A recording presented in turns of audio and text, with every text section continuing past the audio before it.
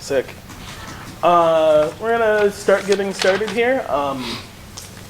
If it looks like two presentations fused together, no, it doesn't. So we're going to be talking about intentionality and meaningfulness behind character generation and creation in games. So we'll get started. A little introduction. My name is Austin Knight. If you know me from game design work, then it's Austin Taylor. I'm a therapist and game designer. I've been a therapist since 2008, 17, that's the right one. I've been in the mental health field since like 2010. I got started, I used to work in my first job was as an intern in like a special needs classroom inside of a elementary school, and I've been in mental health since then. But I've been a licensed therapist since 2017. And I've been a game designer since, that one is the one since 2019. That's what it is. So I've worked on, I'm not gonna list my whole game CV, but I've worked on games. The most notable ones I usually mention is I worked on Deimos Academy with Banana Chan, and I'm a designer on Kids in Capes, which is playtesting this weekend. That's who I am. Who are you? Who am I? My name is Calvin Johns. I also, wear two hats. As a game designer, I'm the person who goes by Anthropos Games. We have actually, I think we debuted a playtest for the game King Pink here in, I think that was 2019, in 2019. So that's kind of what, we mostly play King Pink in Fontaine when we're here at SAVE. And then in my other life, I'm actually an anthropologist with a PhD from the University of Texas at Austin, and I study like large-scale forms of play and emergent meaning. So things like conspiracy theories or like hoaxes, getting into even like how things emerge on the table, like sandbox meaning and things like that. And so I guess for my years then, the first game maybe came out in 2012, and the anthropology started up professionally then in like 2015. That's really awesome. I didn't know any of that. That's really cool. So that's us. We'll be your presenters. So I'm gonna talk about. I like to operational define things. So you don't know what we're talking about. I'm talking about what does intention mean. So if you look up what intention means, it's being mindful and aware of choices made, planning ahead and setting goals to be met, being mindful. So the word mindful is in there a lot. Which we're going to talk about in a second. So just in intentionality, it is just like knowing what you want to do and setting out to do it. Maybe you operationally define what that means for yourself. Maybe you set some goals for yourself. Maybe you're setting some goals with clients or students, depending on if you're using this in a clinical way or in a classroom. But even if you're playing at a table with just your friends, I think being intentional in how you go about doing things at the table is important. So what does mindfulness mean? As I said, I talked about it a lot. There's a definition of mindfulness. I like to call it as being present in whatever you're doing, being present in the moment. So if you are being mindful and intentional when you are creating a character, I think that's being mindful and intentional with like, not just when you make your backstory. I think it's important like for your stats. Like if you want to be a ranger, like what makes the most sense for this person and the skill set they should be going into things with, because I think when you are able to meet the intentionality of the narrative and make it meet the mechanics, you end up with a better experience. And I think if you are someone, like this is the conference part, right? If you are helping run a game in a therapeutic or a classroom setting, like helping the players be intentional with their choices can also be a big factor for one, the benefit they get out of it, and two, like the enjoyment they get from the game. So you want it to be fun, but it's also like if we're doing this in a therapeutic setting, like if I have a therapist hat on, I also want you to like have this be a healing experience in some way. That is the point if I run it therapeutically, not just to have fun. It's cool if you have fun. Fun isn't the top of my list when I'm helping as a therapist. It's we need to like help you on whatever journey you're on and the goals we've set together. As therapist and clinician, So we get into the why we make things intentionally, and I think I was talking about this a little bit earlier just now. Like, you have more fun, the table has more fun, people have a better outcome, and I think one of the biggest things is like it's a good skill to learn to be able to do something with intention. No, I'll ask the question. What kind of skills can you get by doing things intentionally? What kind of skills can we be working on? Actively using coping skills, by being in the moment, by being present, by doing that. You can notice, okay, I'm having insert emotion and insert struggle. I should be using insert coping mechanism. Also, when you do something intentionally, you have to reflect on why you're doing it, as opposed to just operating on an instinctual or like defensive.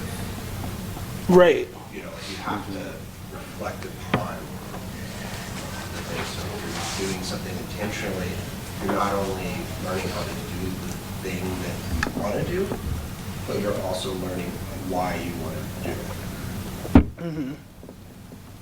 Does someone else have a hand up?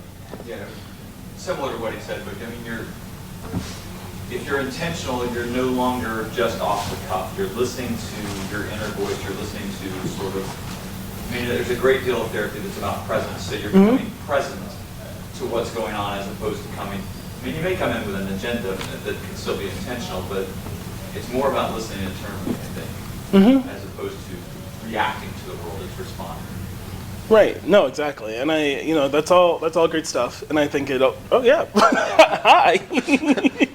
And I mean, both of those comments kind of made me, think of even like quantum theory or whatever too, right? This idea that if something is being observed, it's different than when it's not being observed. And the fact that like, if you are observing what you're doing, you cannot help but then see it or be it or do it in a different way, simply because you're, reflecting on, being aware of like the mindfulness stuff. No, it then changes. Even if you're doing the same thing, you're now doing it aware of yourself doing it, which makes it a different thing. No, exactly. It's, yes.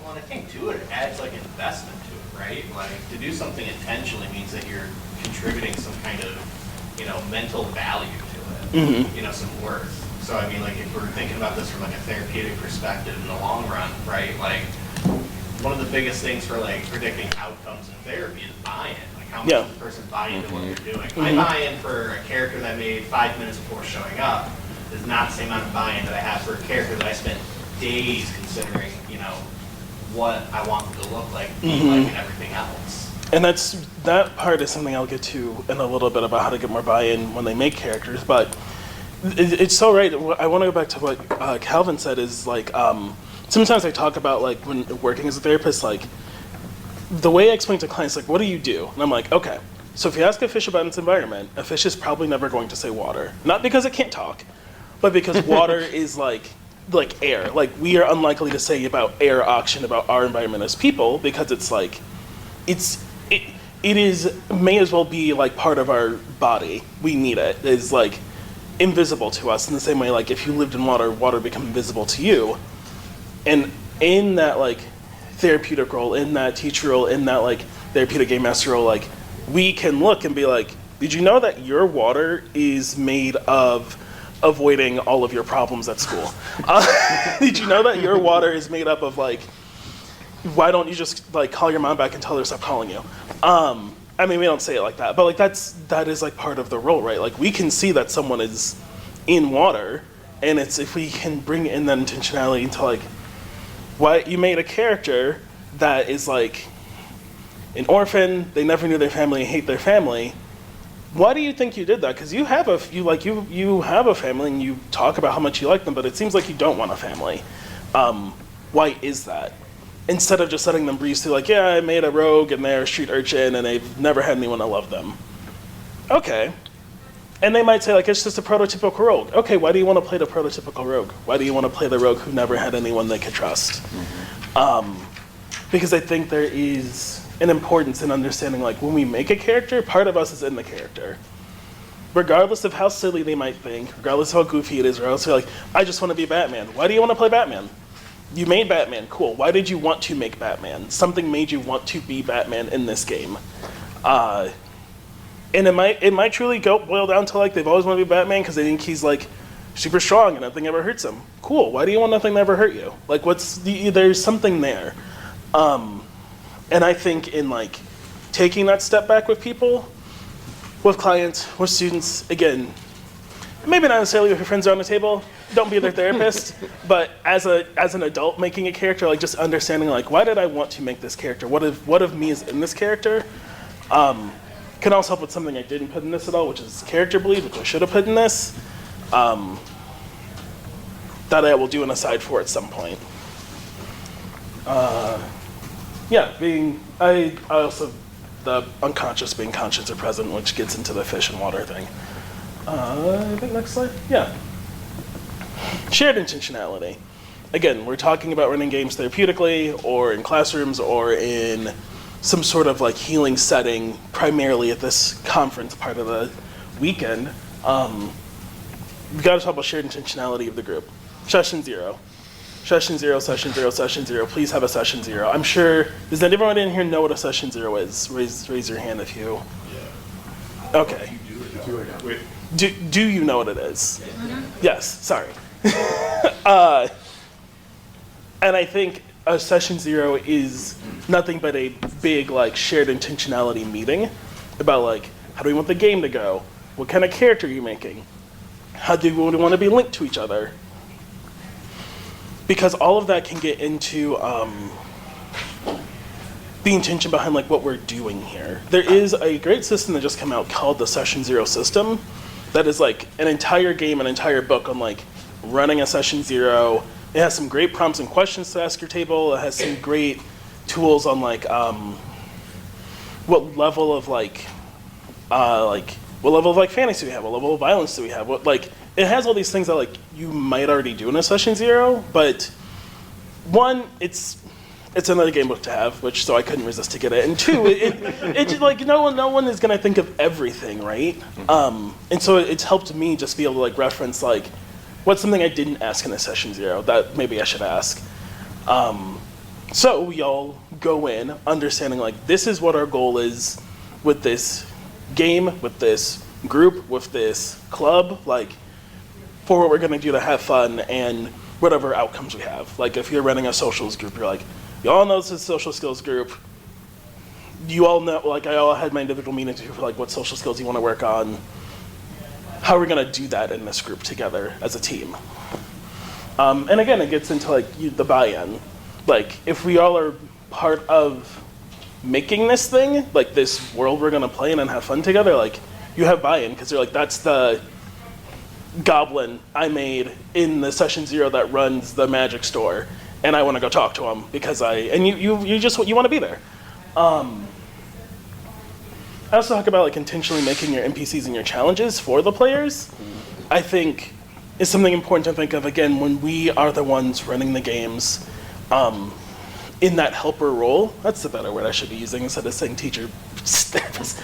If you're in the helper role running the game, you can be intentional about like what NPCs you make. How can they relate to your players? How can they be helpful to the goals you have for the players that you're helping? How can the challenges be helpful for the players? I think it's easy to get lost in the sauce of like, well, this group is a depression group, so I gotta make like a depression dragon and they'll fight the depression dragon. Like I think it's easy to get lost in mechanizing what we're doing and not find the intention in why we do what we do, because I think it is important to recognize like, one, we're influenced by the work we do. And two, if we're intentional with the work we're doing with people, it comes out better if we know why do we want to put this challenge in front of them versus this challenge. Is something about a player frustrating us that we're not recognizing? Are we being too hard on the group in some way and not recognizing? And I think just taking that moment to step back and do our own intentionality work, we can make sure like we're being the most helpful we can be, and there's nothing going on that we need to go work on with our own helper that we may or may not have. And then I talk, again, making the unconscious conscious, or the psychic third, is something I talk about a lot with clients. So like, as quick, rough, dirty, like a psychic third is like between, if I'm in a one-on-one session, like it's me and the client, and we're like engaging, there's like something in between us there that is like both of our unconsciouses becoming some sort of third thing in the room. And the way I approach things is like figuring out what's that third thing and why is it there and what's it saying.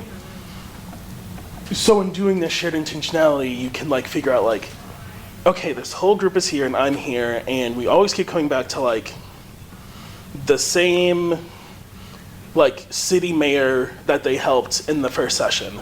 I wonder why that is. Maybe we should go back to the city. Maybe like that reminds them all of someone that's key in their life. Like, oh, we're running a school group and that reminds them of everyone happens to have his favorite teacher or something. I don't know. Maybe it's nothing big. Maybe it's something huge. But I think in taking time to notice this like psychic third that's getting created, you can then dive deeper into like what is going on beneath the surface. Yeah.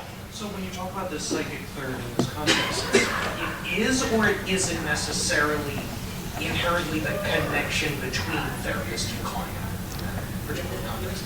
It isn't necessarily that relationship. It is that, but it's partially that, but it's also something else that you figure out with the client as you go. Yes, that's the way I approach work. Not everyone does that. That's the way I got trained. That's the way I approach things. It's just like that there is like, I'll sound a little hooky. There's like something magical about being a therapist and being a helper that like I cannot fully explain to people outside of just like something happens there where like the way they're engaging with me and the way I engage with them creates this like weird sort of secret third thing where I'm like, you said that and I don't know why, but it makes me think of like the color blue, and they're like, oh my God, I was just thinking about like when I was 15 and they like I really wanted like a blue themed birthday and everyone said it was too childish or whatever. That's like a very that's like not a real example, but like it's like something like that. And so it's like calling with the shared intentionality, it's like the role is like to call attention to what is going on. And I think it's like that time when we take the step back of like, we are playing a game and having fun. You all are here and I'm in some sort of helper role to like facilitate something. And it's that moment where you go like maybe they just like went through a dungeon, maybe they went through some challenge and like it felt tense and you're like, we're gonna stop play early today because something's going on here. And I think we need to start debrief now to figure out like what's happening. Because I noticed when like Tim got caught in the trap, like that really seemed to activate Susan, who instead of helping like ran from the dungeon, and then you like started talking about like the town mayor for some reason could help you, and like I just like something started firing off between the whole group. And I wonder what it is that connected you all to like being so upset that Tim got caught in the trap, because Tim wasn't hurt. Tim fell in a hole that had nothing in it and then climbed out. But everyone was like, whoa, for some reason. Yeah. I was just gonna say, this is in some ways, like when I think about this, like just generally in the context of like a shared game table where you develop an internal or shared language, where things mean something very different for like 5 or 6 of you than they do more generally.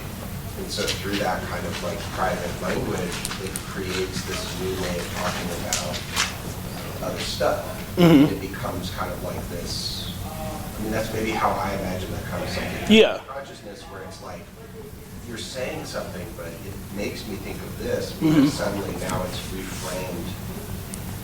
Like I have a new way of framing what I've already seen or know to describe. Yes, yeah, I think that's a great way to think about it too. Is in this way of like you're all creating something together. Like we're talking about using collaborative storytelling games, because this is primarily about RPGs, not about board games. Because that's more of what that's just more of the work that I do. So we're talking about taking collaborative storytelling game and using it in this like helper role, and in doing that, like, I mean, even if you're just playing with your friends, right? Like jokes form, shorthands form, lingo forms. And of course it's going to happen here as well. But I think here the important thing, like what you're talking about, is like how not how is it, but is this like clinically relevant to something going on with this person that I am helping using these games? And if it is, like how do I like bring it to the surface? How do I bring to the surface like all of you seem to really hate falling in holes, but that didn't come up for session 0, so I wonder why do you, like, what changed where, like, do I need to not put holes in? Did, like, something happen? Like, was there, like, a sinkhole on the way on the bus one day and no one told me? Like, what changed where this wasn't something you put down as, like, a line that's, like, don't put this in because it'll be too triggering to happen in a group setting. I need to do it individually. That, like, whenever someone falls in a hole, like, the game is, like, done for the day. Like, everyone is like, I'm out.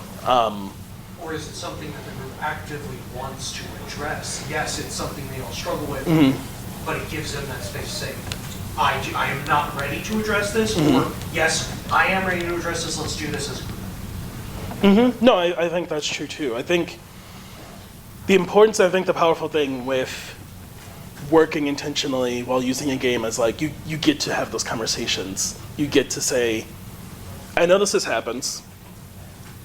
How do we want to proceed? Is it fine? Do you want to keep doing this? Or do you, like, does someone need a break? And also, like, what is coming up for you is, like, a phrase I use a lot. It's a phrase I use a lot when I'm running the game. It's a phrase I use a lot when I'm doing a session. It's a phrase I use a lot on the person, and on the using it on the character sometimes is also nice. I think it's actually a real disservice and misnomer to call it a session 0, because it's all about the dialogue between you and your players, and as just a good GM should just be able to stay in touch with their players the best they can. Yeah. One of the ways you could do that is by having a debrief after each end of each session. One of the things that, like in one of my home games, what we're doing is when you're doing inspiration points, that kind of stuff, you know, we'll kind of like go over like what happened in this session and this kind of stuff. Oh, I really like the way that happened or whatever. You know, I was going to try to do this, but I didn't because of that, whatever. And then we kind of work it out like that. But at the same time, if you were working this clinically, then you can go ahead and go, really? So what was your thinking behind that? Dig a little deeper right there. Now, you need to set aside time for it because it's going to, you know, it can be, you know, a lengthy part of it. Yeah. But I think, you know, people really sometimes focus on it, oh, this is just what we're going to do before we do everything else. And it really should be an ongoing conversation. No, I absolutely agree. I think a session 0 is a term someone coined that we use for like setting up a game. Sure. And I think, especially in the team, like a lot of us probably did a lot of this, especially with clients already before there was a term for it. It's just now there's a term for it, so when we talk about it, it's easier to say like, make sure you know, set up your game in a clinical, ethical way. We say duh, but we have ethics boards for a reason. And so I think doing those debriefs, doing those check-ins, like something I really like to do in session with people is like, you know, I'll be like, what's your character thinking about right now? They're thinking about like, they're feeling back at home. Oh, why do they think about that? And like digging deeper, and I work mostly with teens and kids, and I absolutely love when they're like, wait, is this therapy? Yes. I don't know if you read the door. I don't know. I don't know if you noticed the name placard and the license on the wall. Everything in here is therapy. I got you. I tricked you. You're right. You thought you were playing D&D for an hour and you were wrong. But I just like being able to dig deeper, even when they have that like sort of like aesthetic distance of like, I'm my character right now. It's like, okay, but what are they thinking? What are they feeling? What are they going through? And then being able to pull out like, well, what are you thinking? What are you going through? And this is, I'll do my quick aside about character bleed. Does anyone here know what character bleed is? Few people? I mean, kinda, it's, as far as I know, it's like when someone's actual personality or thoughts are actually being influencing in-game, or vice versa. I've seen it, you know, through LARP. Yeah, it's like role-playing transference. Yeah. And so I think it's a good time when you are bringing these things intentionally to the surface, like to be able to address that too, is like, you know, the character said like they're feeling sad. It's like, okay, are you sad about what's happening in game, or does this remind you of something else? And maybe it will be phrased better for whatever your situation is. But being able to like address it in the moment, I think is a powerful thing to do as a helper. Versus like if I'm like jamming for my friends at home, and someone seems like really bummed after the session we're debriefing, might be like hang out and be like, do you want to talk about it, or do you need to talk to your therapist about it? Is what I usually tell my friends, is like, do you want to talk to me, or do you want to like go talk to someone else? But something something happened in a session that clearly like rocked you. But when I'm in my helper role, like addressing it in the moment, just like anything else, any other kind of modality or session you're doing, like is like critical for like when you see something happening in someone. I'm moving on from this slide now. Games that demand intention that can be helpful. So I just put a few examples on here. PBTA is Powered by the Apocalypse games. BITD are Blades in the Dark games. Kids on Bikes is Kids on Bikes. And any other system that uses it. Any other kids games. Yes? What are some examples of the Blades in the Dark? Yeah, so Blades in the Dark is like the base game that has a Creative Commons. Another one just came out as Go by Moonlight, which is like a magical girl game. I just forgot the name. Apocalypse Keys is a Blades in the Dark game, I want to say. Chew that's coming out is Forged in the Dark. Chew, yes, Forged in the Dark. And it's Forged in the Dark, not Blades in the Dark. Thank you for reminding me what it's technically called when you use their system. Yeah. So Blades in the Dark is like a little bit, it's like Powered by the Apocalypse, but like you like to hit stuff is how I describe it. Like you have some sort of way of getting hurt and like tracking damage and like tracking stress. A little more action-oriented? Yeah, it has a little bit more teeth to it. Like And I think they all have like a crew mechanic or like Yes. a world changing, like fronts and factions and like Yeah. a crew or turf mechanic. Yeah, so there's is, like mechanics innate for to the them. team, which is also Yeah. really cool. And then the thing, so a lot like a PBTA game, a Forge in the Dark game has like character generation questions. I'll ask you like, who do you owe a favor to? Why do you owe a favor to them? Like, who's your mom? Like questions like that drive you towards like intentionally making your character and not just like. And I say these because if you're doing like a Pathfinder or a 5th edition or one of those sorts of systems, like you could just like slap numbers down. You don't really need. Excuse me. No, I'm good, thank you. You don't really need much else. Like, you pick your standard array for 5th edition, you put your numbers down, you put your stats down, you pick a class, and you're technically good to go. You don't really need anything else.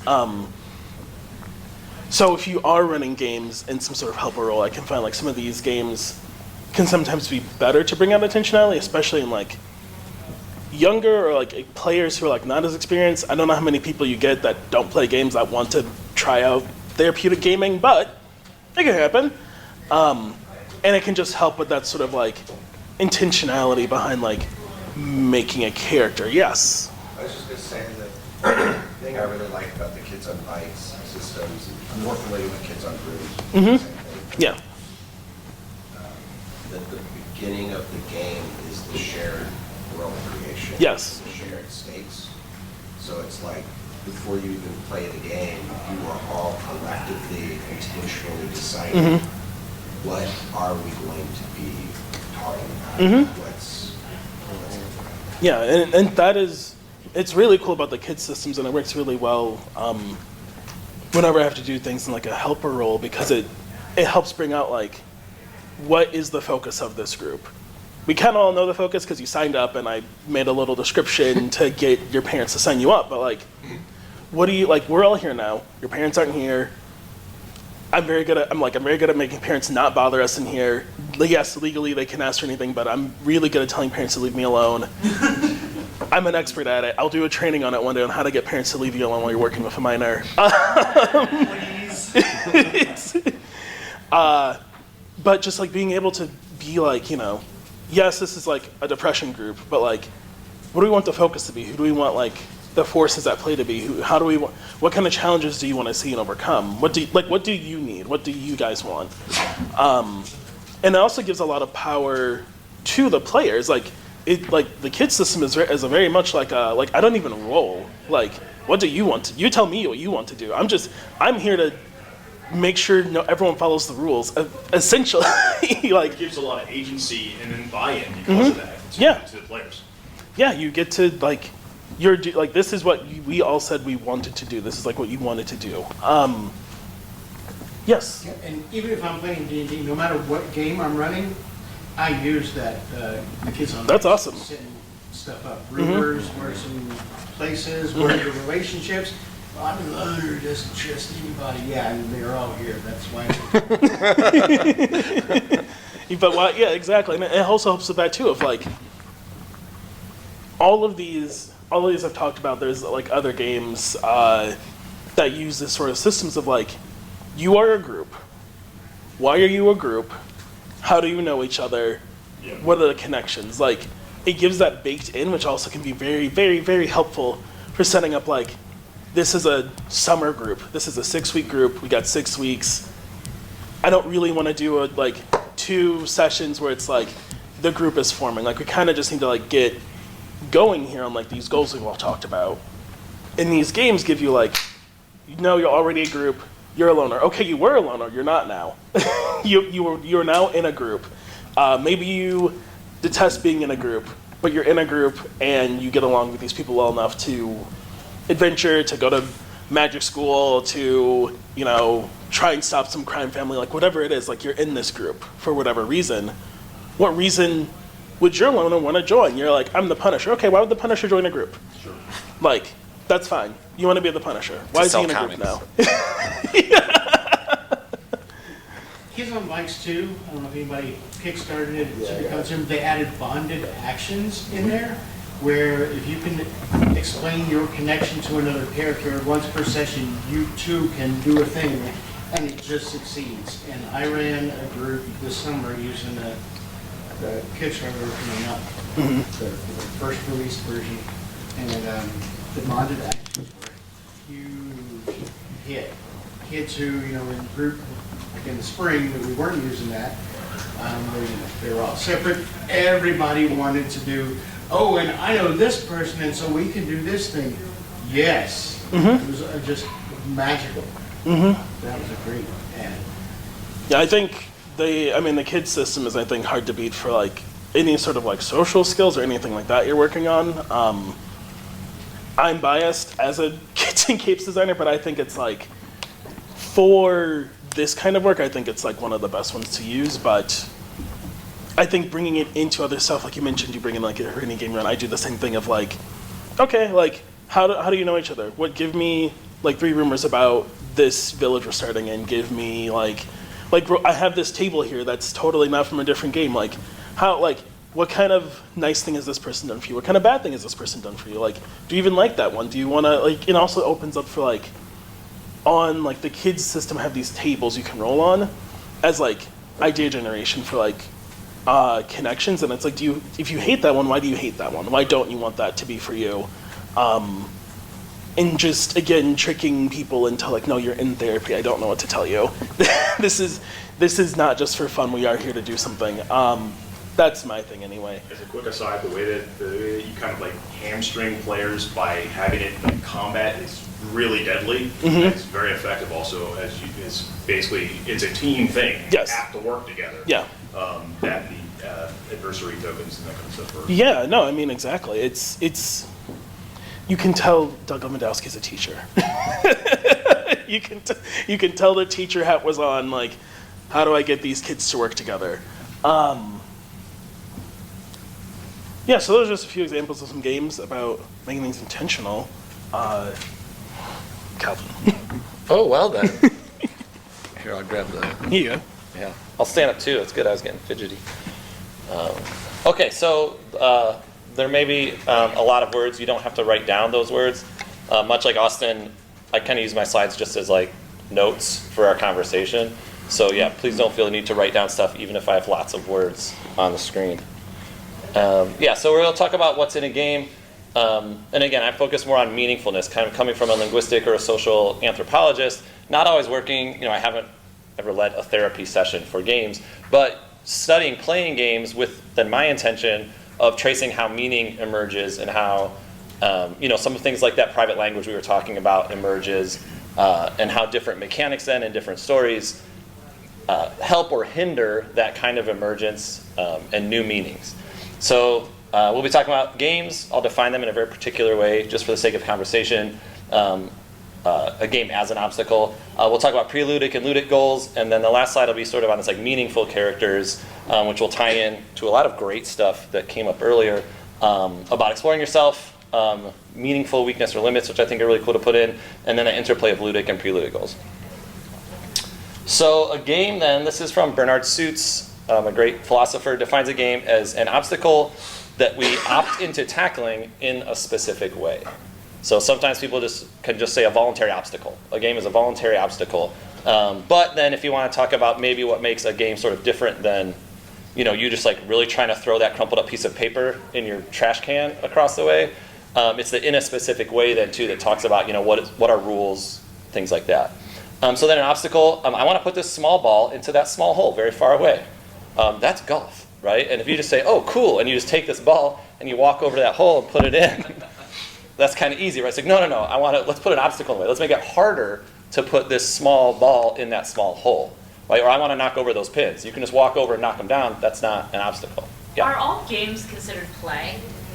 In this case, yeah. It would be then a specific form of play. So then if you're taking that, then if we understand play and how it develops as kids, you could kind of say that all games are a way to work on meaning and how you're experiencing life as a person. Yeah, it makes play harder, right? It's like you take make-believe or like house and you make it an obstacle, right? You make it like, well, how would playing house be a little harder? Well, how about if I drop this thing or if I go this way, now I want to avoid that. Or like walking down the sidewalk, like I want to avoid the cracks so I don't break my mother's back. Mm-hmm. It's playful, but you put an obstacle. You make it harder. You add some like rules or some constitutive direction to it, and then it becomes a game. It's really interesting because like I have a 2-year-old and they love Bluey, as most children do. And like it's interesting because like it's something they do in Bluey is they have the kids like, if the game is too easy, they like make it harder. Yeah. When it's like, this is too easy and it's not fun. They have like a whole episode on like, why do you follow rules in games? And it's like, because they're like, but the rules make it harder. And they're like, but the rules also make it fun because it's hard. Mm-hmm. And then you overcome it and you feel like you did something. Yeah. 2 quick quotes I use in presentations all the time. Bernard Suits, a game is the voluntary attempt to overcome unnecessary obstacles. Yep.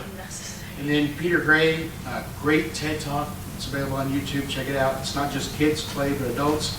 Perhaps play would be more respected if we called it something like self-motivated practice of life skills. But that would remove the lightheartedness from it and thereby reduce its effectiveness, so we're stuck with a paradox. We must embrace play's triviality in order to realize its profundity. Yeah. That's awesome. This is from Bernard Suits, the definition down here for sure. And then the fact that it's optional too, having no real world risk to it, and obviously there will always be risk, especially with things like bleed, right? There's like emotional risk. But the idea then that play is free somehow, right? It's opted into. You opt into a state of play. I like to think of it, if anyone has iPhones, it's like when you hold the icon, it gets in like wiggle mode, right? And now like your phone isn't operating as the phone anymore. It's in like an edit mode, right? And play can be this sort of space when you're in world builder mode in a slightly different way, right? Which makes the risks different. That's also why the Hunger Games are not games, according to this definition. Again, you can have 10 different definitions of games if you want. For the sake of our conversation, we'll say they're obstacles that are optional. And then in this specific way then brings up this idea of ludic goals. Okay, so ludic just being from ludos for play, the fancy word. So it's talking about how play happens and the fact that once you get a game, the game itself gives you new goals or new desires that are attached to or built into the game itself. And so a lot of the stuff that we'll be thinking about, I think with intentionality too, right? What are the mechanics of the game? What do they do? What does the story of the game do? To be intentional about like, well, they're adding new goals. Like I didn't want to do this until I started playing this game. Now I want to. And so the game itself will have these new desires or goals arise. And if it doesn't, then it might not be a game, right? So again, this is just one definition for the sake of our conversation. So we'll break those 3 things up into their parts here.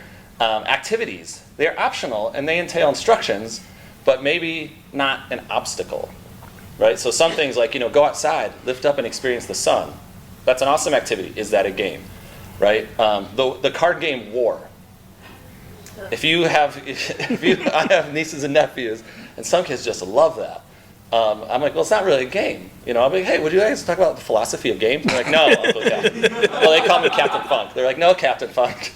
We want to play War. And I'm like, okay, yes, we're playing War, right? It's just whoever has the highest card when you pull it out, right? It's an activity, but it's really, there's no obstacle or meaningful choices. And then sport, we could, talk more. When does play become a game, right? That's exactly what the first question was, right? How do you take this sort of free play and again, make it a game? That's when you're getting in that intention. You're saying we're not going to do it this way. Yes, you want to kill a dragon, but you have to roll a 7 to do it. If you roll a 6, you don't get to do it, right? Like we put those obstacles in place, and we're taking just our free play and our make-believe, and we're putting structures or obstacles to it. So I guess I can almost see how if I'm working with a young kid, for example, that just hates games, I might be like, oh, interesting. Do they hate obstacles? Do they just want to do play where there are no obstacles? Yeah. Yeah, and I think, and we'll get into that when we get to those preluded goals. Yeah, why would you opt into this circle instead of just doing what you're already doing? And then when does a game become a sport?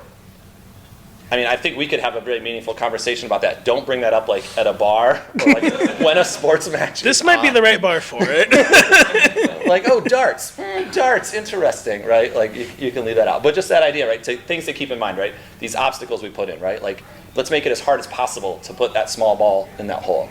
And then obstacles within the character. So these other ones we're talking sort of like formal, right? Like the game, the rules of the game. But think about other obstacles we put, and I think this is a lot of what Austin was talking about too, the obstacles that are inside the game, things with the story, things with the character themselves. I think character flaws, especially since we're talking about character creation, different games will introduce those in different ways. And I think like an example from Fate, there's always that sort of meta currency happening with the story points, and you as a player will have goals that are separate from your character. Right? It's like baked into the game, and you might let your character fail, so you as a player can get points that you can spend later in the game, right? So like you have a flaw that hurts your character and hurts the team, but it helps you, the player, because now you have more narrative power to use later. And then you're also learning like that you can learn from failing. You know, like we call it failing forward, right? Like there's something to learn when you do something wrong, bad, not good, or whatever, right? Like that's how you. I mean, going down to like the basic thing, like that's how we learn how to walk. Like everyone in this room that can walk learned how to walk from like falling a lot, probably. And running is still falling, right? Running is just controlled falling, right? I was just going to say, like, this notion of obstacles, you know, as I'm thinking more and more about, like, what is an ideal game for a therapeutic context, or what does it mean to design a game for a therapeutic context? I'm thinking about systems that don't have a deeply punishing obstacle, right? Like now you're dead, you're out, goodbye. But in another talk yesterday, someone was talking about frustration tolerance, right? Like training people to deepen or grow their frustration tolerance. And it's so I guess what it's making me think about here is finding this balance of where failure is a consequence or a thing. The obstacles are real. They have to be real enough to be felt, but not so real that it's, you know, like punishing. Yeah. That wasn't too much of a side. No. Yeah, that's like in the idea, I mean, there's like the formal level of the game mechanics, and there's that story level too of, like, okay, oh shoot, we didn't slay the dragon. Like, okay, is the city really going to get destroyed, right? And then you as the game master, or you as the person leading the session, has to kind of be like, shoot, what kind of story consequences do I put into this too? And so yeah, so Fate has that built in where like in the obstacle then of something like a character flaw. If you want to add character flaws to your character, and other games do this too, right? You get like points to spend during character creation, and you can take flaws that give you more points to spend, right? It's sort of baked into the rules to have these flaws. In King Pink, when you have character flaws, you have vices, they hurt the group but help you. So you as a character then aren't suffering. If you have some kind of vice like you're doing, because I want to numb the pain right now, cool, I'm going to be, you know, blitzed out or something for the session, you know, the character. Yeah, that helps you because you get what you need out of that temporarily or in the moment. The group then doesn't, right? So there's different ways, just as examples of how you can have meaningful character flaws, and different systems will do that differently. Right, so the obstacles at that character level then. And how do the mechanics, actions of the game itself introduce an obstacle to make-believe? Otherwise, we're just free make-believing around, and that free play, and somehow it turns into a game when we used to play like ninjas outside or whatever, just like shadow boxing with my brothers, and my little brother would be shooting his fireball all the time. I'm like, okay, you could only shoot your fireball 3 times in like 5 minutes, right? And apparently I was a game designer. But, and then they go along with it. Like, oh yeah, you're right. If I just shoot a fireball at every bad guy, like that's not cool, right? And we were, once like you're 6 or 7, once you hit like 8, it's like, I want to make this a game, right? Like it's a little more intricate. And so then the idea of preludic, these are things that happen before play or exist prior to or outside of the game. Right, so we talked about that. The game is then something we opt into. It's an obstacle, and then it has those specific things, right? So what are these specific things that sort of like make a game go? And so preludic are those desires or those meanings that exist around the game. So like, why do people play a role-playing game then? You can say, they want to. Their desire is to tell a story, right? A role-playing game makes it harder to tell a story because you lose some narrative control. Unless you're a Grognard game master, I don't know. Role-playing a character, that's like a desire you have that exists prior to the role-playing game. Performing mastery, which was a big one that does separate lots of people in the role-playing game community, right? Some people just do not have that desire. Some people do, right? I want to perform mastery. I want to be good at something. I want to find something hard, and I want to use my wits or my planning to work through it and overcome that and perform mastery. Or this idea, I want to be in the spotlight, right? These are desires that exist outside of the game, and the game then is a way to make all of these things harder, in a way. And then again, for the sake of, just here, we could talk about this sort of like this thespian gamer that really wants to role play a character, and that kind of becomes that motivating desire. You have your power gamer, which I don't use as a pejorative. I would use Munchkin if I were in the pejorative, but a power gamer who wants to perform mastery, right? They like maybe video games, they like esports. They like that idea of, they like D&D, they like how it gets difficult to do things, and they feel like they're showing off their skill by optimizing that ranger and by playing that ranger very well. And then you might have this idea of being in a spotlight, what we might call a maverick. Sometimes these are the griefers. There's a way to do this in a healthy way where that person really just wants to be in the spotlight. Right? They're playing this game because they just want to have that moment where everyone goes, wow, that's great. And that's why they play these games, because a lot of role-playing games give you that opportunity, right? Everyone has to sit and listen to you for a little bit. And all of these then can be sort of like taken to extremes, right? You can have like the Munchkin power gamer, you can have that griefer maverick where they have their own game they're playing by themselves. See how I can bother the DM. See if I can steal that person's die. See if I can put it on 1 so long that he gets angry because now it's been on 1 more than it's been on 20. Stuff like that.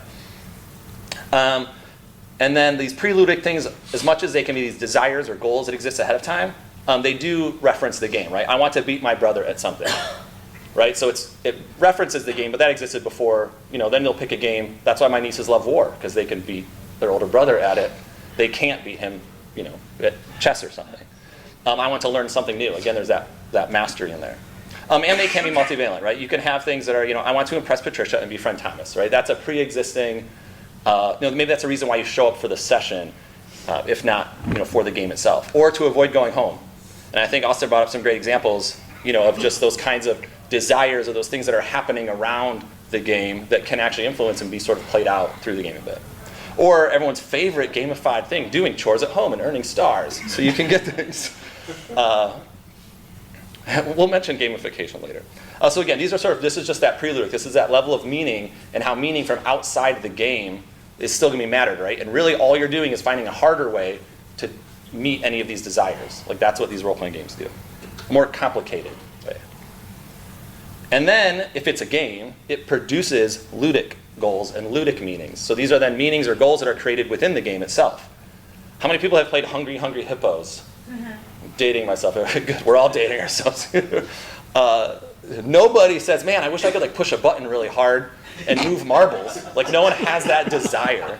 But as soon as you sit down and you're all playing that game, no one, you want the same thing. You all want to push that button hard and grab those marbles, right? You want that. You didn't want that. You didn't even know you wanted it, but now you do, right? That becomes a goal inside the game that did not exist ahead of that. It's not telling a story. It's not having fun. It's this new thing, pushing a button hard to collect marbles, right? Or I want to get to level 4. That doesn't mean anything outside a particular game. And it can also emerge in play. If you have a good sandbox, if you've ever ended up playing Grand Theft Auto for 16 hours just trying to jump over those other 2 cars with the 1 car, you're adding your own goals even in the game, right? That's you making a mini game with inside a game. So these goals emerge in play, right? So they're because of the game. These new goals emerge. Also, new meanings emerge now. You have to make meaningful choices within the rules of the game and within the story. So I think we were talking a lot about the story, about that diegetic level, right? Or the story level of play, and about making meaningful choices. Does my character want to go with the group? Do I want to play it alone? Am I going to join the raid, or am I going to be someone who flanks later, right? These sort of like story choices, but also within the rules. Like what class do I pick, or do I work in this optimization or that one, right? There are rule choices you make that again don't mean anything outside of the game. Well, I think too that gets into like helping the table and the players like go towards what they want to do. Because a lot of times when I'm running something and someone doesn't know the system, I'll be like, well, what do you want to do? And then I will help you from there. Yep. My job is to know everything in this book. Your job is to come here and have fun and get helped in some way. And you're like, I want to be cool and do flips. Cool. Okay. So Awesome. you probably want one of these three things. If your goal is to like feel like you're really cool and do flips in the game, here's how you can do that mechanically. These are the numbers to write down. But we will make sure your narrative is like you're someone who's cool and can do flips. You got it. Well, and that's great. That's like the interplay then between the story meaning and the rules meaning, because like if you paint like a monster face on your shield in D&D, like there's no bonus to that, right? The color of the shield provides no bonus in that game. Other games, like a couple I've designed, have a thing called aura, and if you paint a monster face on your shield, that shield has a higher aura now. That's a mechanical difference, right? The color of your weapon might not make a difference. In one game, mechanically, it does make a difference. In another game, mechanically, right? So even finding that thing, why some games are better for this kind of like intentional play than others is because some games incorporate into the rules themselves meaningful choices that align with some of those preluded goals, like addressing social skills, and or demonstrating coping, or some practicing, pushing that frustration tolerance, things like that, right? The mechanics of the game and the ludic then goals are aligned with those preludic goals. And then gamification, when games become currency. If you give star points to your kids when they do chores and then they cash in things with those star points, that's not what I'm talking about here, right? That kid really wants those stars, that becomes a goal, but really that's just a currency. They want those stars as abstract things to get what they want out of it. It would be a proper game, I guess, in certain ways, if there were like, meaningful choices that could be made around it. Like, I'm not going to make my bed today because that's going to take too long. But I will wash the windows because I just saw that someone washed them yesterday. So they're already very clean, and I can get points in that. If you start making, then you are playing a game in a way, right? But just as they're sort of like designed, or the PDFs get sold, or I don't know if you get advertised these things on Facebook all the time like I do. And a lot of the gamification, McDonald's Monopoly and stuff like that, right? It's a very flat, preludic goals getting made. I want money. I'm going to do all this crap I can to hopefully earn $1 million from McDonald's, right? It's very flat when it comes to things. And so that's what we would call like gamification or something. And I wouldn't talk about that here with preludic and ludic things aligning. And then you have things like grind in video games when the ludic goal has no preludic alignment, right? So I guess gamification is the opposite, right? You have all the preludic, I want to get money, or your parents want your room clean, right? But then the game side of it is very flat. Grind is in the opposite. You're like, I need 36 stone, and my island on Animal Crossing only has 6 stones on it. I hope I get enough stones clunking these islands because I don't have 2,000 miles so I can buy a ticket to go to another island and do it. And so the grind is then, I have all these ludic goals, but there's no fun. There's no preludic goal that I'm satisfying by doing that. And so you then also think of like how games play between those two, right? What's fun about getting to level 4? Can I get to level 4 in a fun way that is enjoyable, where I get to tell stories, where I get to perform mastery, where I get to be in the spotlight? Or do I have to do it by just like, hoping I get stones? And then also just, again, if we're getting in this sort of headspace of defining a game or play this way, and where meaning might come from, why skiing isn't a game. Right? Skiing is then, it's just that pure performance of mastery. The preludic and the ludic entirely overlap in a way. Right? It is an obstacle. It is something you take on, and it does have rules. But it completely overlaps, where the physicality then and the pleasure that comes from performing in that particular way, like, is in itself, it's one thing. It's not two. Right? The game has that preludic and the ludic. It has that space, and it has that play that's sort of set into, or that new mode. Whereas something like skiing, the pleasure of the obstacle and the limitations is in itself the same thing. It's complete overlap. Well, it seems like thinking about it in this term too, I think, can also be helpful when setting things up for a new game, for a new club, for whatever you're doing, because you can, it's something just like ask, like, why did you want to join this club? Why did you want to join this group? Like, what makes you want to be here this evening to play this game? And again, I work with a lot of teens and kids, so a lot of times it's like, my parents brought me. Okay, your parents brought you, but what makes you want to engage here? And it could be like my parents said I had to or whatever, but Like, we'll get there. We'll dig deeper. That's not it. But I think just being able to ask that too can help with people talking about earlier, like the buy-in and like the drive to be there of like that like prelude goal of like what makes you want to be here specifically and like engage with this group where we're all here playing this game. What is it about this space that is like special and important for you?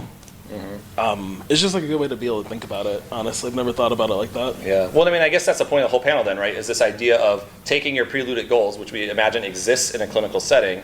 How do you then align that? You know, picking the right game, picking the right, classes, helping. How do you lead to ensure that you're going to get, bang for your buck, right? This time will be well spent because you have set it up. You've picked the right game. You've helped them make the right character. Good, meaningful characters that will then get you to that connection where meaning is flipping back and forth to the two. Yeah. Just for clarification, when we talk about skiing, if skiing's a race, it's now a game. Can you talk about the difference in those two? Just so I have that one was just. Yeah, right. If you make it a race, then it is because then the ludic goal and the pre-ludic goal are different. Because now your ludic goal is you have to beat that other person. That doesn't exist when you're sort of skiing by yourself. And you can make games when you're skiing. I make games when I wait in line at the grocery store, right? We make games, but just the idea of like doing something hard, the point of that column is just to say, just because you're doing something really hard or difficult and like mastering it, that isn't necessarily a game, right? That idea of practicing the piano isn't a game, right? If you want to learn a certain thing before your roommate does, and you start hiding your roommate's sheet music or something so you can learn it faster, like then you're sort of like turning it into, you're sort of gamifying it and maybe in a good way. But yeah, so skiing in a race, it would definitely be considered. And again, this is all just a way to think. It's its own reward. Yes. Yeah. Yeah. Exactly. Yeah. Yeah. And did you have a hand? So, okay, I'm also trying to make sure that I fully understand this. So basically, like, if I'm just going and skiing for the sake of enjoying skiing, maybe getting better at skiing in the grand scheme, that's not a game. If I'm skiing in a race, that is a game. If I'm skiing to beat my previous record, is that a game? Yeah, sure. Yeah. I mean, and again, this is all to help thought be useful. There will be no quiz. But like as a category of thought, right? I mean, think of it that way, right? This idea where you can sense, and that's the idea with intentionality, right? And the idea of we are now reflecting on what we're doing, right? A game is reflecting on what it's doing. It's not just that sort of natural state of like getting better, practice, honing, practice through obstacle, right? It's that idea of reflecting on it and doing it in a particular way, approaching it in a certain way, right? And some might call that the play space or that magic circle of opting into a different state. Just to say, I really like this, like thinking of this idea of concrete pre-ludic goals and then concrete ludic goals, and that the relationship or dynamic between them in many ways defines or describes the design of the game that you play. And thinking about it like therapeutically and thinking about it in the context of, we were talking about earlier with intentionality, right? It's like if the pre-ludic goal is I'm depressed, right? It's not, I want to have the most fun. The pre-ludic goal is I'm depressed and I don't want to be depressed. Playing a game to not be depressed is different from playing a game to have fun. Yeah. Thinking about those kinds of mechanics and what I think we're talking about in the moment, but like the character design choices that are structured not around what you think you're supposed to be doing, which is like the ludic goals, I have to min-max my character, but intentionally tying those to the pre-ludic goals in a thoughtful and meaningful way. Yeah. This is a really nice way of sort of structuring that. Yeah, and that's why things can feel gamey, like in the negative sense, or grindy for different people in different ways, right? Because it's like, I might be meeting these ludic goals, but they're not meeting my pre-ludic goals, or they're meeting my pre-ludic goals, but then why are you giving me stars? Like I don't like the game, like that ludic element. Well, I feel like that's where you run into people who, in any sort of scenario, have made a character and they're like, I hate this character, I don't want to play anymore. And it's like because they made someone, they're like, oh, well, everyone else is like, they're like trying to fill in the group or whatever, right? They're like, oh, there's no healer, I'll just play the healer. Even though they absolutely, like, maybe their depression comes from like, they feel like they're overwhelmed and they always are helping people because they always like, I'll just do this because no one else is doing it. And it's like, well, now suddenly it's like, playing out in the game and they're not satisfied and they're like, I don't really like being the healer. It's like, why don't you like being the healer? It's like, well, I feel like I help people all the time. Okay, well, why did you do that? And it's like, well, I always, like, you know, and you're getting into, like, it's what I always do. And it's like, why do you always do it? And you can, like, dig into, like, why are you dissatisfied with this character you made? And I'm not saying you can avoid it, nor saying, like, you can totally avoid it by, like, trying to do intentional character creation, but, like, it's something you can, like, stop and go, like, well, why do you want to make a healer? Well, because no one else is a healer. Okay. Do you want to be a healer, or do you just, like, think the group should have a healer? Because we can just not worry about it. I can be like, oh, I made an NPC, that's the healer. They're going to go on the adventure with you. You don't have to worry about it. There is a healer. I think a lot of game masters do that, right? The NPC healer. Yeah. I do it all the time where, like, if I see that, like, there's this, like, whole... I'm not going to tell the group. I'm just going to, like, oh, wow, the first adventure, you meet a scout who's really good at, like, looking ahead and scouting for everyone, just because, like, you don't have one and now you have one and no one has to worry about it. Well, yeah, I think, I don't know if it was in here, but I was just talking with someone, I think it was actually at breakfast. He said, yeah, the NPC healer, like, it's just, oh yeah, the NPC healer. You know, there's a lot. And the idea that, too, like, when someone wants to be, like, I want to be a support character, I want to be useful, I want to be that one that's really, like, you know, a tool, like a useful person, right? I mean, that's kind of how I was when I was, I mean, now we're getting all therapy, sorry, you're all professionals, so I feel safe. You know, like, I just want to be useful. Was like, my thing's I'll be the healer, but the healer's really boring. If your goal, I mean, if your prelude desire, right, it's like the advertisement for it doesn't really match what it is in play, right? And so the ludic part of playing a healer didn't really make me feel useful, it just made me feel very rote, you know? I feel really bad in my game Fantasy, there's a rule for aim, where, you know, you can sort of pre-set up free damage later by, like, aiming. And so a lot of, you know, marksmen are like, oh yeah, sweet, I'm going to aim, I'm going to be this marksman, it's going to be, you know, a cool trick shot. But really what it does is it takes the fun out of shooting, because it's aim and then you don't have to roll, you just do free damage. And they're like, and then everyone in the group is like, you should do that. And they're like, but that's boring, I don't want to do that, that's, like, too easy. And we have to, like, tweak that to be like, yeah, because the kinds of people that pick marksman, the kind of people that pick that, they weren't getting that fun met from that mechanic, right, of that free damage. It also is something that comes up then, just in that flow between the two, which is kind of the heart of it. I mean, this is my last slide, but the idea then, like, if I ever have the gamers, they want to go, like, you know, slaughter the village, let's say, right? You get, like, the murder hobo type thing, right? Which happens a lot, especially when you play with younger folks, right? Oh yeah, oh, that'll be great. Let's just, like, rob this mine, or let's, you know, destroy this town. I was like, okay, cool, you do that. Okay, and then we're gonna keep moving on. And one, they're very surprised that I, the adult, say, okay, yeah, you slaughtered that village. But what I do is I give them no loot. They don't get to roll for it. They don't get to roll their die and count the little 1 hit point from every villager and be like, oh my gosh, I just killed 15 villagers. I don't give them that, you know, I don't play into that particular part. I'm like, yeah, cool, you do that in the story. You get that, cool for you, I guess, but I don't give them the ludic play, the desire, the fun they get out of it, and I don't give them the pre-ludic. We don't role play it, we don't narrate it. Cool, and then they realize, wow, that's flat.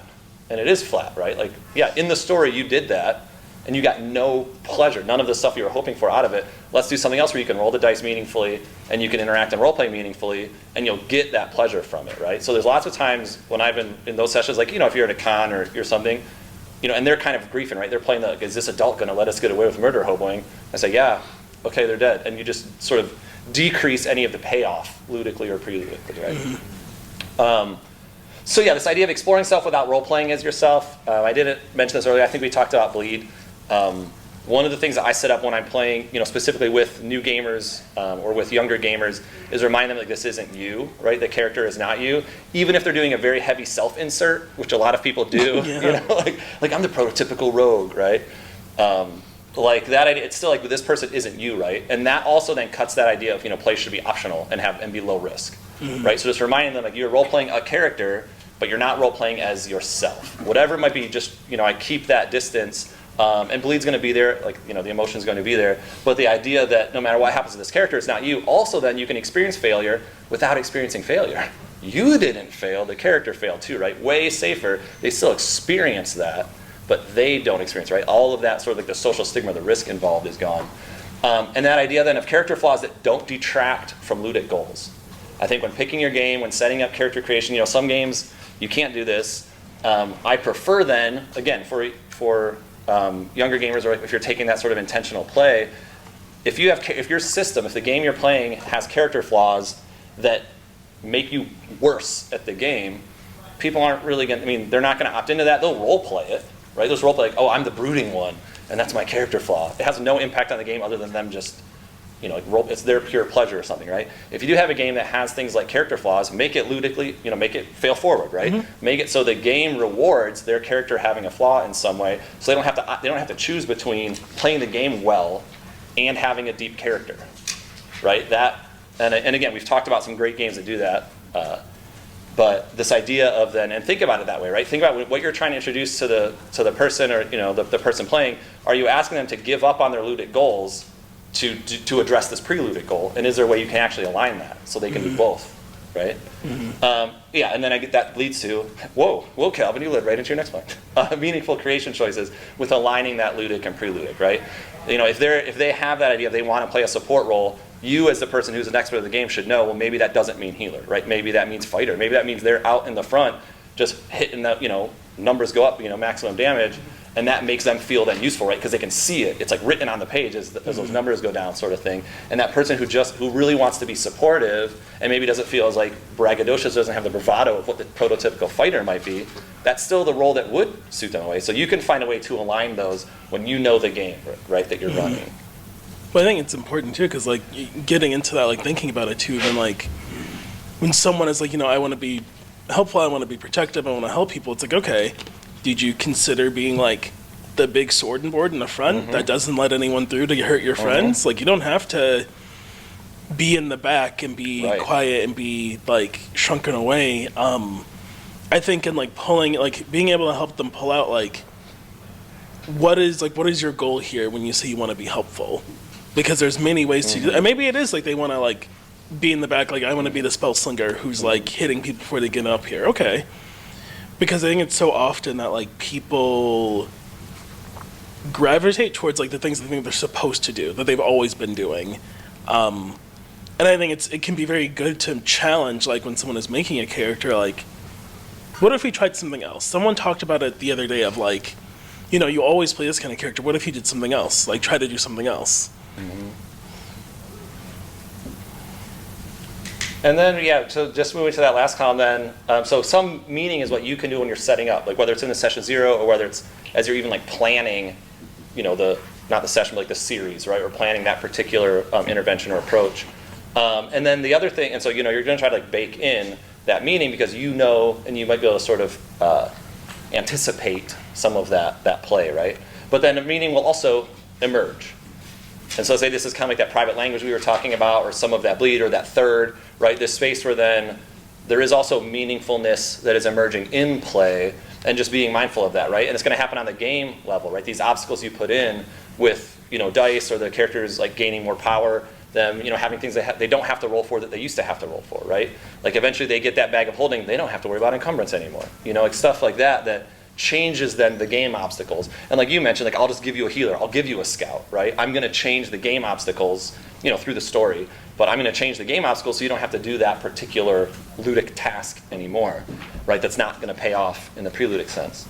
And then story obstacles are obviously just the conflict, right? That's what we focus on the most, I think, in gaming, right? You're I've got this, they don't know the man that hired them is actually the bad guy. You didn't think they maybe thought of that?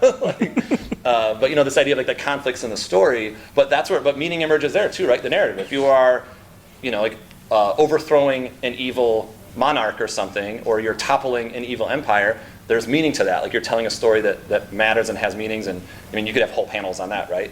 If you have a story where you are, guns for hire, and you do whatever you can to earn your cash on your starship or whatever, that's a whole different set of obstacles, and you're you're asking people to role play then an entirely different psyche, an entirely different kind of person, right? Again, that's kind of maybe that obvious level or something. But the character obstacles, I think, in the game and the character together, what we were talking about here, is where it gets really interesting, right? What are those character flaws? What are those struggles? What are those things that character is going to be doing? Where that meaning is now being negotiated, right? And it's different every session, right? They might be showing up today with different needs than they had before, right? And so then finally, I guess that addressing new or changed pre-ludic desires and goals, right? And so part of that intentionality, and I think Austin, mentioned this really well, right? That it's then tracing that, right? It's keeping track of that.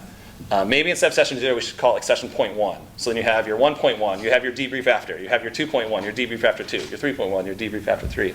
But this idea of, to being in touch with and knowing that those meanings will emerge, right? They will come out of play. You'll have that one person who always does the damage, and then find that other player comes in and does it, or they realize they had, they pick up that new subclass or something, and now they can perform in a different way. It'll change up the whole dynamics of the table. You're like, oh, like the person who used to do all the damage isn't the person doing the damage anymore.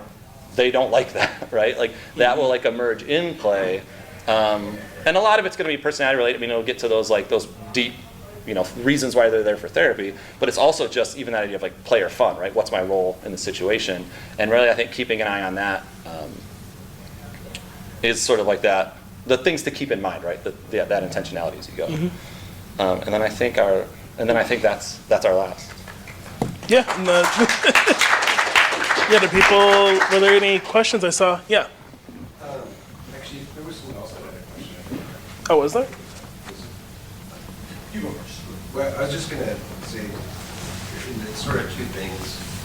One is recognizing that there's real value in this, like framing this preludic desire or need for the character or the role in the context of aligning that with the goals. And thinking about a language that is useful for describing that with new players or, if you got some middle schoolers, what are your looted? like thinking of, I think it would be helpful or interesting to come up with strategies for talking about that in a way that makes sense more colloquially. And the other thing that I was interested in talking about is, in this context of building a meaningful character, there are two things that come to mind. One is like this idea of leveling up, right? You mentioned like the ebb and flow of the game. It's like, okay, I've gone from level 3 to level 4. Do I multi-class if it's D&D? How do I level up? Do you allow people to respect their characters? Like that's something I've noticed is more and more common, both like in personal play and online stuff, where it's like, if a player's not having fun or identifying, there's like a narrative rupture moment, and then it's like, oh yeah, now you're a wizard, check it out. But also, and I'm sorry if this is just piling things on, don't have to like hit them, but just these things, but alternative mechanics for growth, such as, for instance, like in Candela Obscura, which I haven't had a chance to play myself, but it's the a new system, and what they have is you don't grow, you don't like level up, you change. So it's like when something happens, you move your stats around. You take something from one pool and put it into another to represent that transition. And I guess I'm just generally thinking about this in a therapeutic context, how these mechanics and tools.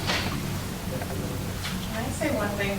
So I'm over here trying to develop treatment goals while you're saying that. So in like another clinical sense, it'd be really nice to put some of this into language that I can put in like a treatment plan. And I love like the growth versus change and some of that idea. And you brought something up a little while ago that I was just noting about, where feeling useful, like what that looks like. I did a session after I left last night, and the kid, I was like, so what goals do you have? And he's like, to have a girlfriend. And I was like, okay, let's work on this.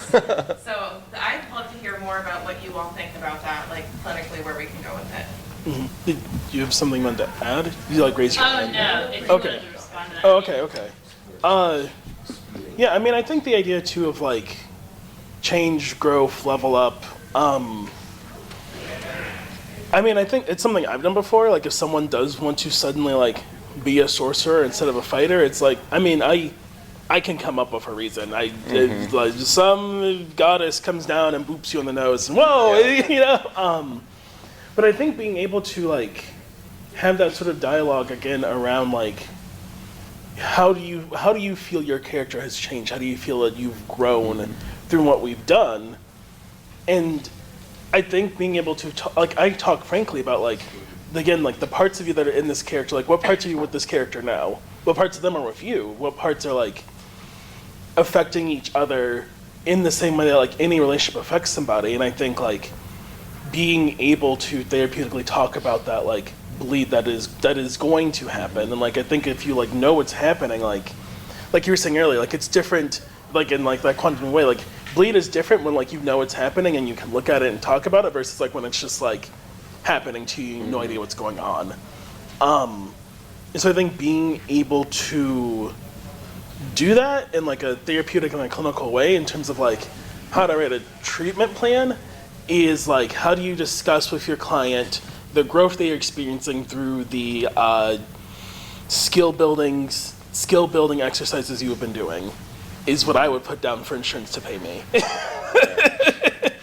Yeah. Those are the words I would use for insurance to not come knocking on my door and be like, why are you playing D&D? And where do you see that skill at when you're seeing like that like real change? Like what skills are those? I mean, like we have socialization and social skills over and over, but like what are some like deeper places that you both feel like you've built into characters? I have an anecdote. Yeah. We would just always homebrew, right? So I was like 16, me and all my friends would just, play the game that we had written together. And we needed a list, as homebrew things go, right? You're just cobbling things together all the time, right? And we needed a list of 100 personality quirks. And we were getting down to the end, and it was just like the two of us were trying to finish this list for the play session that night, like at my aunt's house or something. And the last one we added, we wrote Toto.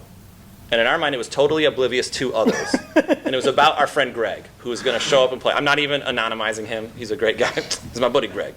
And we've made it Toto was the thing. It was a list of 100. No one's going to read through the whole list anyway. You'd only look at it as reference. So one time later then, Matt rolls up his personality quirk, is Toto. And he knows what it means. And he's like, oh yeah, I'm totally oblivious to others. And we're like, okay, cool. So now he has to like role play this. And we're going through, and at some point, this one guy, Mike, again, I'm a bad anthropologist because I'm not anonymizing them. Mike he found a great item and he needed it, but like encumbrance, he couldn't do it. And Matt has all these extra horses that are carrying all his stuff. And he's like, hey man, I need your horse. Like, can I just please use one of your horses? And Matt's like, no, I don't need to let you borrow the horse. And he was being, such a jerk the whole session. And finally, Mike is like, why are you acting like Greg? Like in his character. And Greg he's like, what? And so, he sort of like let it out. But Greg then after that, like in his whole life, he was like, wait, I guess that is kind of like me. I mean, the whole thing, like he then, we'd be at the store and someone asked, like, oh, can you carry this for me? And he's like, well, I don't want to be totally oblivious to others. And he would like, carry the thing for someone. And it made like this like intentionality thing.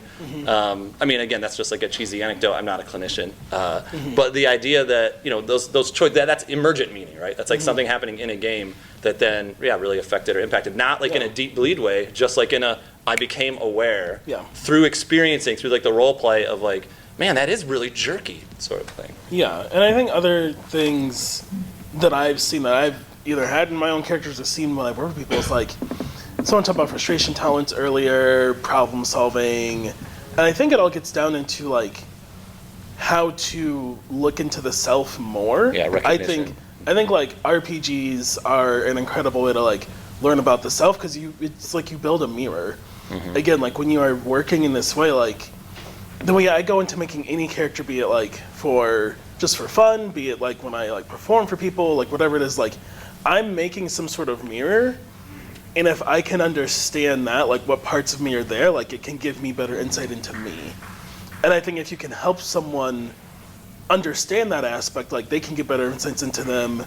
Maybe not even with you. Maybe they maybe they have like a different individual clinician they work with that isn't like this group setting. Maybe they talk about that somewhere else and somebody like, yeah, make this character and like they all this stuff. And I realized like, I'm really sad that I gave up learning the guitar when I was 16 because my character's like an expert at the lute and I wish I would have kept up with it, but I like stopped and it's been this huge regret and I'm learning the guitar again. And that might seem like simple to someone, but that could be like a huge thing to somebody, like that all these other things are splintered from because at 16 they gave up the guitar. Yeah. So I think it's stuff like that. I saw there's been a few other hands. You had one. I need to leave. Yes. I just wanted to see if I could get these slides. Okay. Yeah. Yeah, sure.